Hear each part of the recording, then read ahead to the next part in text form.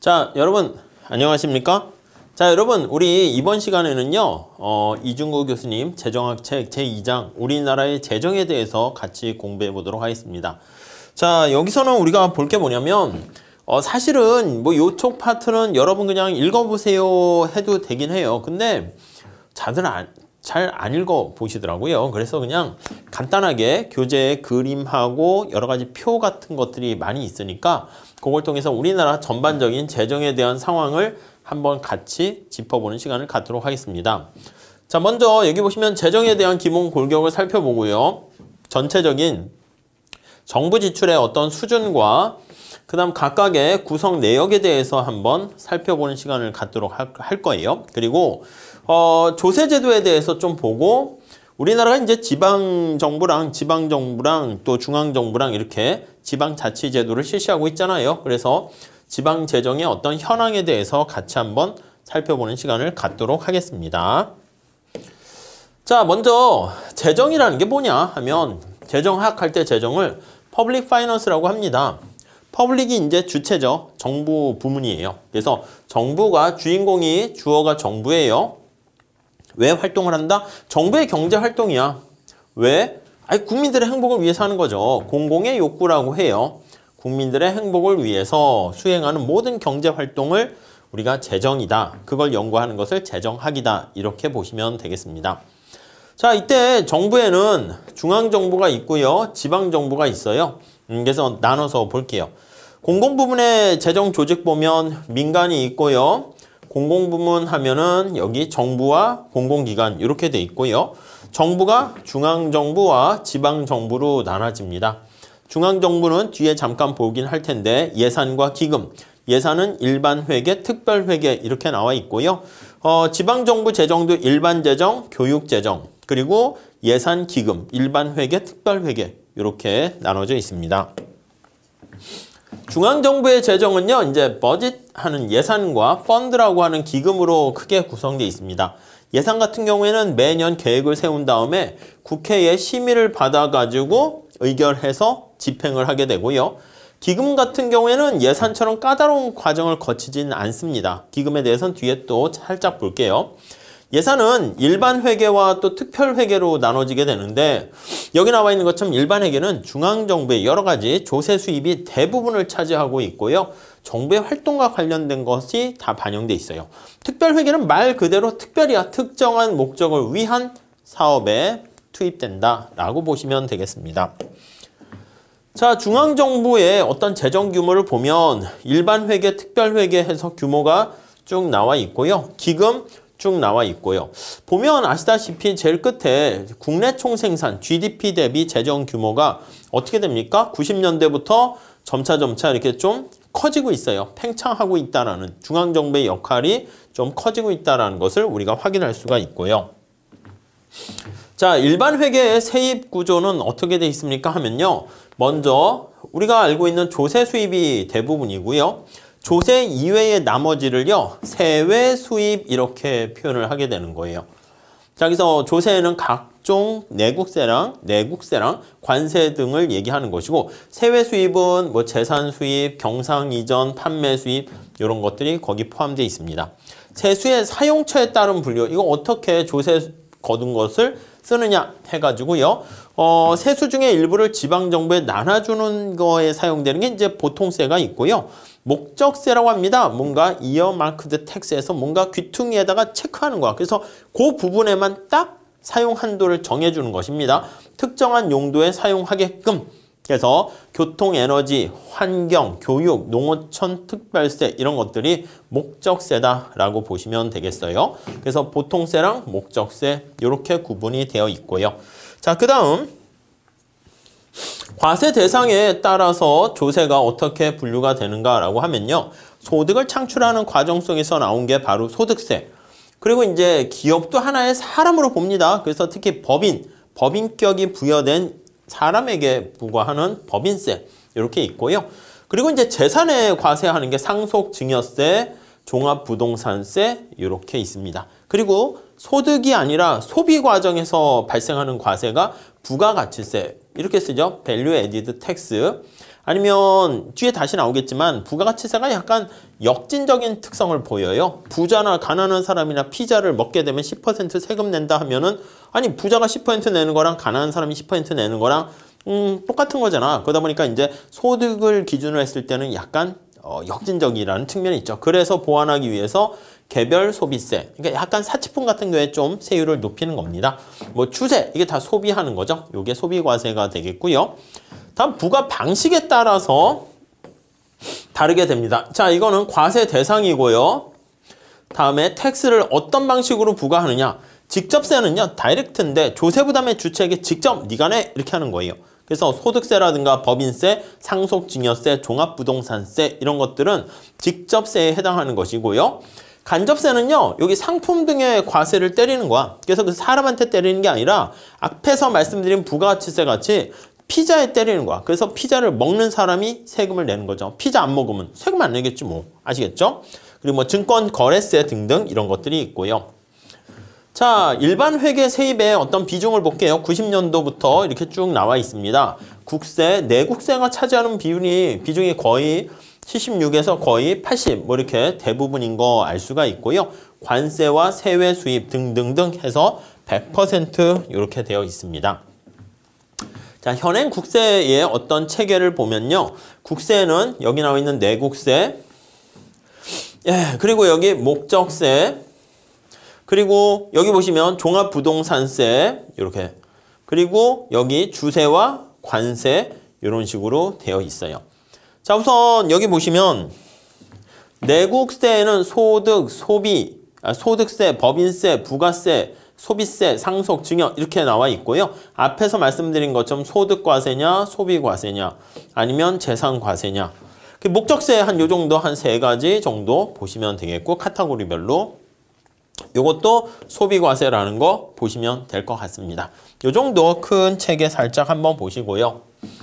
다음에 재정의 기본 골격 일반 회계에서 세출 측면에서 보겠습니다. 자, 이거 조세를 이제 쓰는 거예요. 소관별로 어떻게 기관별로 나눠지게 되는가, 배정되는가, 그거랑 기능별로 예산 사업이 수행하는 기능에 따라서 분류되기도 하고 성질별로 분류하기도 합니다.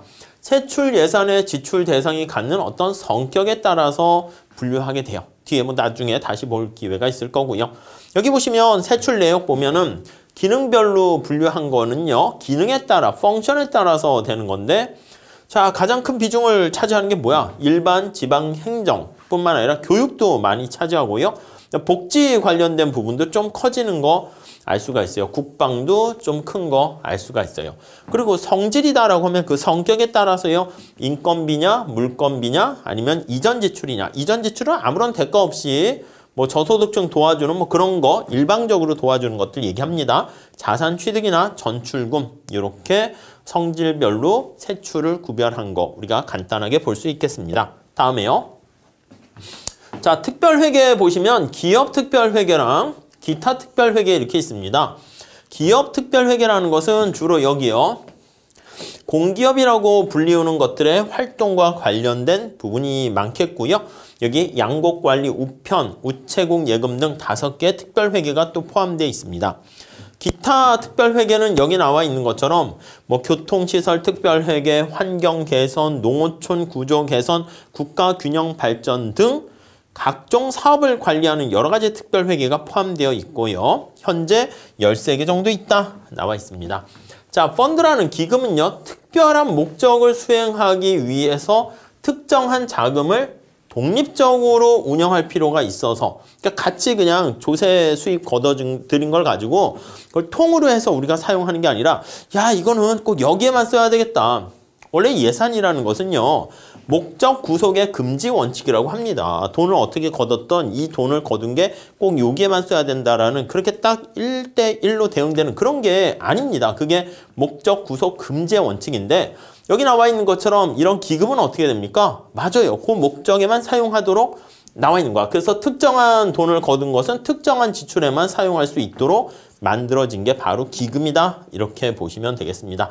나름대로 예산의 틀 밖에 벗어나서 거기에만 쓰일 수 있으니까 자율적으로, 탄력적으로, 안정적으로 운영하는 데 사용되겠죠. 자, 현재 67개 기금이 운영되고 있으며 운영 규모가 한 720조에 달한다 보시면 되겠습니다. 자, 중앙정부 지출의 수준과 구성을 보면 중앙정부 재정의 규모는요. 국내 총생산보다는요. 좀 더 빠른 속도로 커지고 있다는 걸 알 수 있습니다. 그래서 중앙정부 우리 앞에서 표해 본 것처럼 중앙정부가 지출하는 이 속도가 빨리 더 커진다는 거 확인할 수 있고요. GDP에서 차지하는 중앙정부 지출이 얼마나 됩니까? 라고 하면은요. 프랑스가 굉장히 크네요. 프랑스, 이태리, 영국, 스웨덴, 독일, 우리나라, 미국, 일본 이렇게 좀 돼 있는 거 알 수 있어요. 우리나라는 그래도 뭐 좀 전체적으로는 좀 낮은 편에 속하긴 하네요. 자, 우리나라 같은 경우 중앙정부 지출이 GDP에서 차지하는 비중은 좀 약간 낮아요. 근데 이게 OECD 국가에서 운영 내역을 또 봐야 되는 거니까 그냥 단순하게 비중만 갖고 판단하기에는 좀 좋은 건 아닙니다. 그래서 그 상황에 따라서 여건에 따라서 달라지니까 그냥 남과 비교하기는 좀 애매합니다. 현재 재정 규모가 적정한 것인가 평가 내리기 위해서는 중앙정부가 어떻게 돈을 쓰는가 그것까지 일일이 다 좀 판단을 해야 됩니다. 그래서 만약에 한 국가 내에 사용할 수 있는 경제 가용 자원이 있잖아요. 그게 제한돼 있잖아. 경제학에서는 늘상 희소한, 제한된 자원을 어떻게 쓰는가인데 만약에 정부 부분이 자꾸 커지게 되면 민간 부분을 위축시킬 가능성이 있습니다. 그래서 민간 부분과 정부 부분은 서로 다투는 과정이 생겨. 그런데 정부의 목적도 공공의 욕구를 충족시키는 것이기 때문에 민간의 사회후생을 행복하게 만드는 거잖아. 근데 정부가 하는 역할이 사회후생을 민간보다 더 잘하면 뭐 예를 들면 시장 실패 같은 경우에 정부가 더 잘하면 상관없는데 그렇지 못한 경우에는 정부가 하는 게 과연 바람직한 것인가? 오히려 작은 정부가 더 나을 수도 있다. 이렇게 볼 수 있겠습니다. 자, 우리나라 공공부문 사회 지출은 OECD 국가 중에서 최하위에 속해 있다라는 거 알 수가 있습니다. 공공부문 사회 지출 한국 보시면은 다른 나라는 한 10에서 20, 막 거의 30%에 육박하기도 합니다. 독일은. 근데 우리나라 한 10% 정도 내외니까 좀 낮은 편에 속해 있다라는 거 알 수가 있겠고요. 일반 회계의 기능별 분류 방식이 경제적으로 가장 큰 의미를 가진다고 하고 있어요. 왜냐하면 이 기능별이니까 어떤 펑션, 어디다가 사용했느냐, 사용처가 중요한 것이죠. 자, 여기 보시면 복지, 국방, 교육, 경제, 기타 등등 있는데 어디 비중이 자꾸 커지고 있어요? 복지 한번 보세요. 네, 처음에는 한 10%, 90년도만 해도 10% 정도가 안 되는데 이렇게 한 20% 정도로 커지고 있고요. 오히려 국방 관련된 거는 비중이 한 25%였다가 점차 좀 감소하는 추세를 알 수가 있고 교육 관련된 거는 거의 비슷하네요. 경제 관련된 것도 거의 비슷하고 자, 그러면 어떤 특성을 알 수 있습니까? 국방 관련된 비중은 작고 사회복지 관련된 비중은 점차 확대되고 있다는 것을 우리가 확인할 수 있겠습니다. 뭐 그 관련된 세부 내역 같은 건 뭐 여기 좀 참고가 있는데 넘어가시고요. 조세 부담률이라는 건 뭐냐면 국내 총생산 GDP에서 차지하는 여기 나와 있는 조세 부담이 얼마나 되는가 이렇게 나와 있습니다. 여기 보시면 국내 총생산이 있고요. 국민 조세 부담의 합계가 나와 있는데 이 끝에 조세 부담률 퍼센트지를 한번 보도록 하시죠. 자, 90년도에는 한 15%, 16%였는데 지금 조금 늘고 있는 추세긴 해요. 한 20% 정도로 조금 증가하고 있는 것이죠. 그래서 조세 부담률이 점차 증가하는데 다른 나라랑 한번 비교를 해봤을 때 우리가 좀 더 가이드라인으로 잡을 수가 있겠죠. 우리나라가 한 20% 되고 있는데 일본, 미국, 영국, 프랑스 이쪽이 좀 크네. 프랑스, 독일은 한 30%, 20% 좀 넘고 덴마크는 거의 한 44%, OECD 평균이 24%니까 우리나라 조세 부담률이 그래도 좀 낮은 편이다라는 것을 알 수가 있겠습니다. 자, 그 다음에 중앙정부의 조세 수입의 내역을 한번 살펴보시면요. 소득과 관련된 과세가 있고 소비와 관련된 과세가 있고 재산과 관련된 과세 크게 이렇게 세 개로 나눠 있습니다. 자, 그 내부 항목을 한번 살펴보게 되면은요. 소득과 관련된 과세에서는 여기 보시면 법인세, 소득세, 소득세랑 법인세가 가장 큰 비중을 차지하고요. 소비과세에서는 부가세, 이 세 개가 가장 그래도 중요합니다. 그래서 뭐 세법에서는 법, 소, 부 뭐 이렇게 부르기도 합니다. 자, 이렇게 큰 비중을 세 개가 차지하고 있다라는 거 정리하시면 되겠고요. 자, 소득에 대한 과세가 소득세와 법인세 같은 것들이 있는데 요게 이제 바로 국세 전체 수입의 한 절반을 차지하고 있어요. 그리고 소득세가 조금 더 늘어난 추세를 더 보이고 있긴 하죠. 자, 대표적인 소득 과세인 소득세랑 법인세는요. 직접세 성격을 지닌다라고 보시면 되겠습니다. 이 직접세라는 것은 느낌이 뭐냐면 세금을 내는 사람의 조세 부담 능력에 따라서 세금의 크기를 결정할 수 있어요. 그러니까 이 사람이 좀 가난하면 세금을 적게 내고요. 부자면 많이 낼 수 있는 거죠. 기업도 마찬가지예요. 법인의 그 어떤 재정 상황을 보니까 조세 부담 능력이 훨씬 많다. 그러면 능력 있는 애가 좀 세금 많이 내라. 이걸 우리가 나중에 보면 조세의 공평한 조세 원칙 중에서 수직적 공평성 이렇게 얘기하거든요. 자, 결국 어느 정도 재분배 효과를 얻어낼 수 있는 게 바로 직접세예요. 그런데 반면에 간접세다 이렇게 하면요. 이건 납세자의 조세 부담 능력에 맞춰서 세금의 크기가 결정되는 게 아닙니다. 그래서 이거는 우리가 아까 얘기한 것처럼 부가가치세 생각해 보세요. 물건에 세금을 때렸어. 내가 가난한데 피자를 되게 좋아해. 그럼 내가 세금 많이 내는 거야. 그러니까 편익의 원칙에 따랐을 때는 약간 누진적이지만 우리가 소득을 가지고 이제 보통 능력이라는 걸 얘기하잖아. 그런 원칙에 따랐을 때는 요건 약간 역진적인 성격을 좀 많이 지니고 있다. 이렇게 보시면 되겠습니다. 자, 그래서 일반적으로 조세 수입 중에서 직접세가 차지하는 비중이 점차 커질수록 형평성 이런 것들 공평성 측면에서 좀 더 바람직하다 그런 얘기를 할 수 있게 되는 거예요. 그런데 여기 나와 있는 것처럼 아니 그럼 소득세 비중이 점차 커져서 직접세 비중이 커지게 되니까 야 세상은 좀 더 공평해진 거야?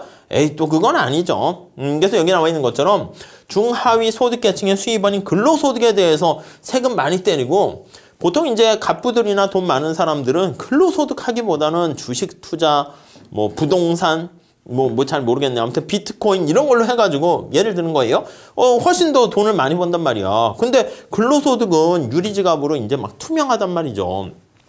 소득세의 대표적인 거 아니겠습니까? 근로소득세가. 그렇게 되면 오히려 직접세라고 해서 여기 나와 있는 것처럼 형평성을 더 올리는 것은 아닐 수도 있다. 이렇게 보시면 되겠습니다.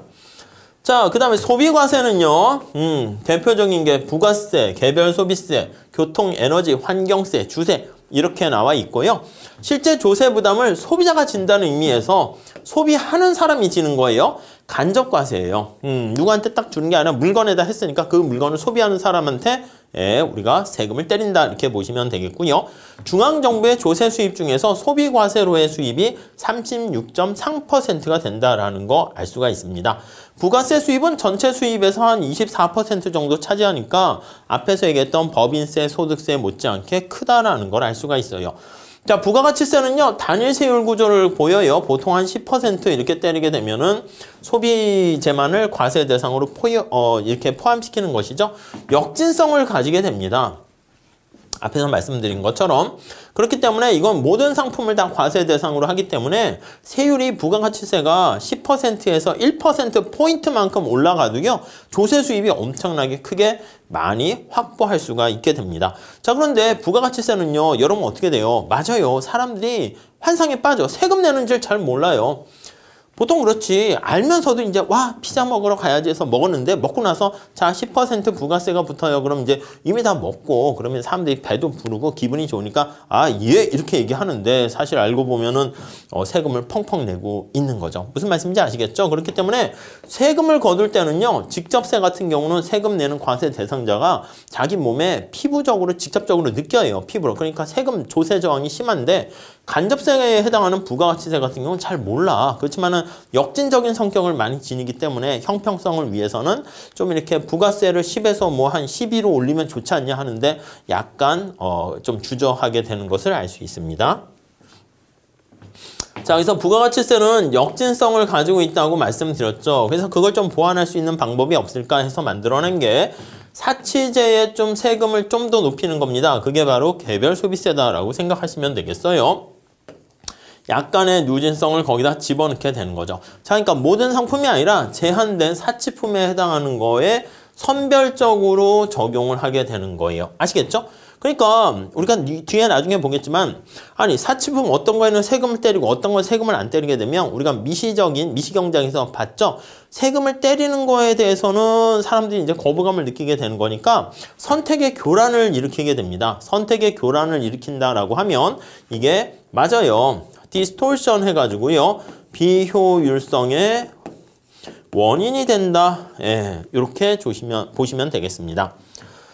자, 그리고 또 애매한 게 옛날에는 사치제였던 상품이 점차 필수제가 되는 현상이 있어요. 옛날에는 집안에 TV가 있다. 그런데 요즘 TV 없는 집이 어디 있습니까? 그러니까 그때그때 좀 조정이 필요하게 됩니다. 자, 그 다음에 에너지, 교통, 환경 이런 것들, 휘발유나 경유 등의 유류에 부과되는 거라든가 자동차 운행 이런 것들 보면 환경을 오염시키잖아. 교통 혼잡을 야기하기 때문에 그거에 따른 걸 좀 줄이기 위해서 하는, 그리고 도로 같은 게 만들어져 가지고 그 정부 국가가 생산 공급한 거 아니겠습니까? 도로 이용료를 내라 이거예요. 그렇기 때문에 그 사용에 따른 편익에 대한 대가 느낌이 거기 나와 있게 됩니다.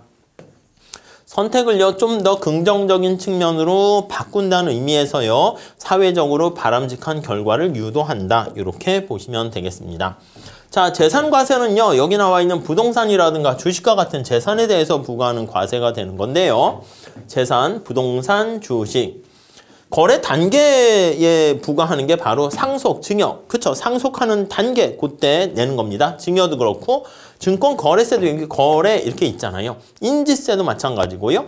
보유 단계에서 부과하는 것은 종합부동산세. 나 지금 부동산을 보유하고 있어. 그 보유하고 있는 그 자체 행위에 대해서 세금을 때리는 겁니다. 자, 그리고 지방세 중에서 취득세, 재산세 등이 재산과세에 포함되고 있고요. 중앙정부의 조세 수입이 소비과세나 소득과세에 비해서 재산과세가 차지하는 비중은 좀 되게 작습니다. 오히려 5% 정도밖에 안 되는 거 알 수가 있겠습니다. 자, 그 다음에 재산과세 관련해서요. 일반적으로 지방정부의 조세 수입 같은 경우에는 여기 나와 있는 것처럼 재산과세 비중이 중앙정부보다는 훨씬 더 높다라는 것을 알 수 있어요. 중앙정부는 좀 낮았죠. 5% 정도밖에 안 됐죠. 왜 지방정부에선 이렇게 재산과세 비중이 높냐라고 하면요. 첫 번째는 편익의 원칙입니다. 그래서 지방정부가 제공한 어떤 베네핏에 대한 대가성이다라는 측면이 있고요. 편익에 대한 대가예요. 사용자 부담의 원칙이라고 보시면 되겠고, 그 다음 안정성의 원칙이다 이렇게 얘기합니다. 재산과세가 지방정부로 하여금 어떤 조세 수입을 안정적으로 확보할 수 있도록, 그러니까 재산이라는 건 뭐야? 아니 그렇죠. 우리가 만약에 세금을 내라 이러면 우리가 움직일 수 있으면 그게 신축성이 있는 건데, 그럼 세금 내기 싫어서 도망을 간다고.